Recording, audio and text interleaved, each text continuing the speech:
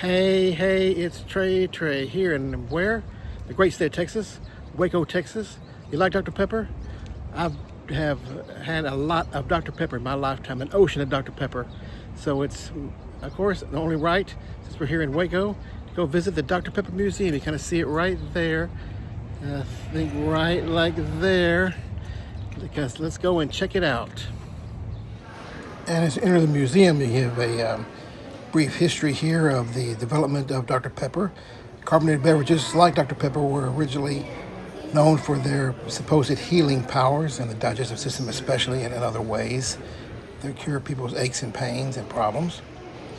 But as we know it today, not for that, but as a good, cool recreational drink that we still market today around not only Texas, but the whole United States, matter of fact, around the world, more than likely.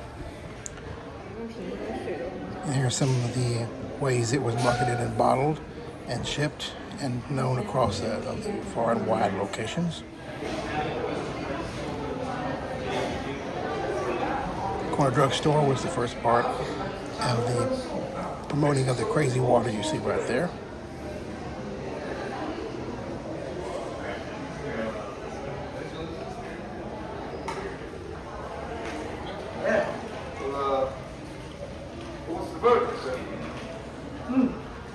That takes me egg.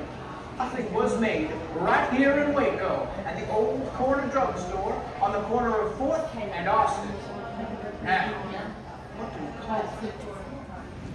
Interesting to note, had a little area recognizing the 1953 Waco tornado that was very devastating. As you see, the map there went right through town. Good representation of that, one of the deadliest tornadoes and the massive tornadoes in Texas history. And going back to the museum itself, at the corner stores, this was marketed, of course.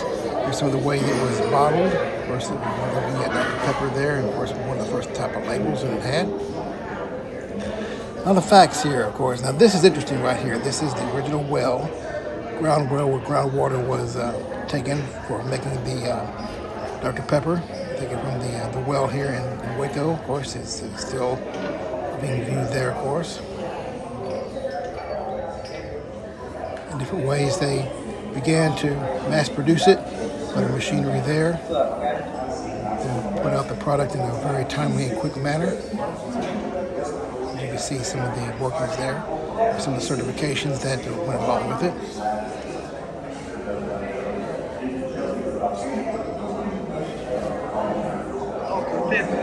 You know, some of the machinery was used to make the Dr. Pepper in mass quantities.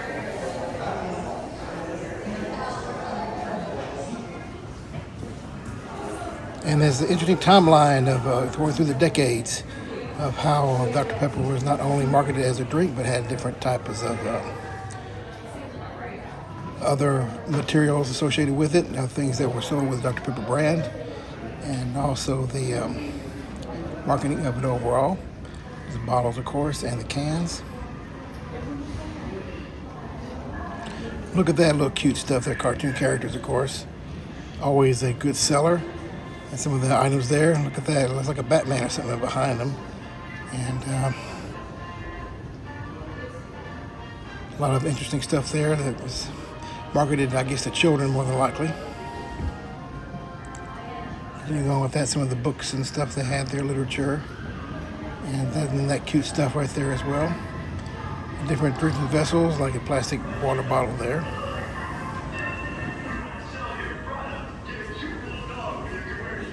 Very detailed museum, no doubt about it. Some of the branding, of course, the logo has changed over the years.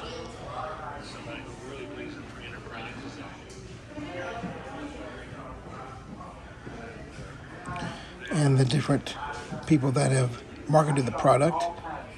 There's a good animatronic video, as you see there. We're going to the corner store there, like it was originally marketed back in the day when it was first developed.